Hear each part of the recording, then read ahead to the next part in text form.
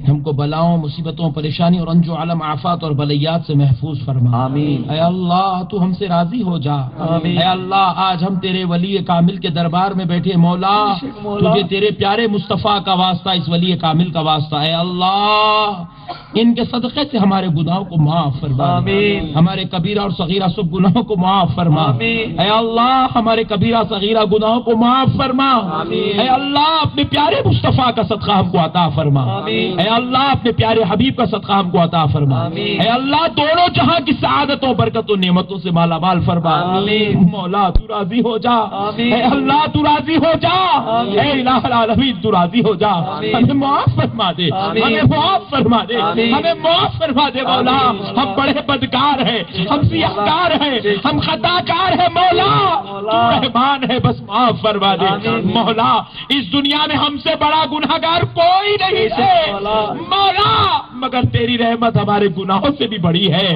اے اللہ اپنی بڑی بڑی رحمت کو ہمارے گناہوں پر ڈال دے، آمین۔ ہمارے گناہوں پہ ڈال دے، آمین۔ ہم کو معاف فرما دے، آمین۔ ہم کو معاف کر دے، آمین۔ ہم کو درگزر کر، ہم کو درگزر کر مولا۔ آمین۔ اگر تو رحم نہیں فرمائے گا تو ہم کسی کو چہرہ نہیں دکھائیں گے۔ اے اللہ دنیا اور آخرت کی ذلت سے بچا مولا۔ آمین۔ مولا تیری ناراضگی سے ہم کو بچا لے، آمین۔ تیرے عذاب سے بچا، تیرے خیر سے بچا، آمین۔ تیرے ناراض ہونے سے بچا مولا۔ آمین مولا۔ بس پیارے مصطفیٰ کا صدقہ عطا فرما، آمین۔ مدینے والے نبی کا صدقہ عطا فرما، آمین۔ سارے اولیاء کا صدقہ عطا فرما، آمین۔ صحابہ انبیاء صدیقین شہداء صالحین کا صدقہ عطا فرما۔ آمین۔ اے اللہ تجھے مدینے والے مصطفیٰ کا واسطہ آمین۔ ہمارے آج کے جلسے کو قبول کر۔ آمین اس کے اندر جو بیانات ہوئے، نعت پاک ہوئی، تیرے محبوب علی کے دربار میں ہماری حاضری اس کو قبول کر۔ آمین۔ اے اللہ ہماری آخرت کو بہتر بنا، آمین۔ آخرت کو بہتر بنا، آمین۔ ہم کو قبر کے عذاب سے بچا، آمین۔ محشر کے عذاب سے بچا، آمین۔ دوزخ کے عذاب سے بچا۔ آمین۔ اے اللہ جنتیوں میں ہمارا شمار فرما، آمین۔ جنت میں اعلیٰ جگہ، اعلیٰ مقام ہم کو نصیب فرما۔ آمین۔ اس دعا کو مدینے والے مصطفیٰ کا صدقہ عطا فرما، آمین۔ سارے انبیاء صدیقین شہداء صالحین کا صدقہ عطا فرما، آمین۔ ہماری اس دعا کو قبول فرما۔ آمین۔ إن الله وملائكته يصلون على النبي يا أيها الذين آمنوا صلوا عليه وسلموا تسليما اللهم صل على سيدنا محمد وعلى آل سيدنا محمد وبارك وسلم برحمتك يا أرحم الراحمين والحمد لله رب العالمین۔ فاتحہ اور سلام انشاءاللہ بارگاہ شریف میں ٹھہر کر پیش کیا جائے گا۔ آپ سبھی حضرات بارگاہ شریف میں سلام اور فاتحہ کے لیے